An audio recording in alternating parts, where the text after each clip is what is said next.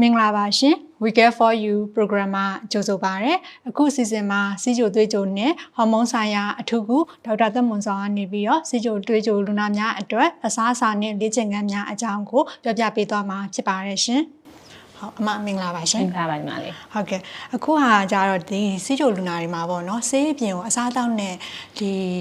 လေ့ကျင့်ခန်းကြီးအရေးပါတယ်ပေါ့နော်ဘယ်လိုအရေးပါလဲဆိုတာကိုရှင်းပြပေးပါအမအဲ့တော့စီးကျိုသွေးကြိုရောကအနာတာရှည်ဖြစ်တယ်ခုနပြောတယ်အစားအသောက်နဲ့ပဲဆိုင်တာဖြစ်တဲ့အခါကျတော့ကျမတို့ကအစားအသောက်နဲ့လေ့ကျင့်ခန်းကြီးရည်ကြီးဆုံးပါအဲ့တော့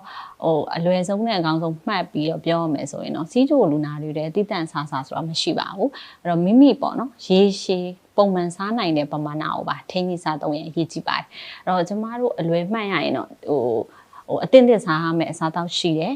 ပုံမှန်စားမှရှိတယ်နောက်ကြိုက်တဲ့လောက်စားလို့ရတယ်ပေါ့အဲ့တော့အစားအစာကိုကျမတို့၃မျိုးခွဲလိုက်ပါတယ်ကစီတဲ့များတဲ့အစားအစာဆိုတာဒီစမ်းနဲ့လုပ်တဲ့ဟာဂျုံနဲ့လုပ်တဲ့ဟာပြောင်းဘူးပါမယ်အာလူကောင်းနေကစုံလိုမျိုးအစားအစာပေါ့ဒါတွေကကစီတဲ့များတဲ့အစားအစာဖြစ်တဲ့အတွက်ကြောင့်အတင်းတင်းပဲစားဖို့တင်တော့ပါတယ်နောက်အသားတက်ပေါ့နော်အသားတက်များတဲ့စားဆိုရင်ပဲတို့ငါးတို့အသားမျိုးမျိုးရတာတို့နောက်ဥပါမယ်ပေါ့အဲ့တော့အဲ့ဒါဆိုလို့ရှိရင်ပုံမှန်စားလို့ရမယ်နောက်တစ်ခုကတော့ဟင်းသီးဟင်းရွက်ဆိုရင်ကြိုက်တဲ့လောက်စားလို့ရမယ်ဒါကတော့အကျဉ်းပြင်းပြောတယ်ဆိုတော့လူနာတွေမင်းနေကြပါဆရာမဘယ်လိုစားရမလဲဆိုရင်ဒီပုံလေးတိုင်းပဲပေါ့နော်ကိုယ့်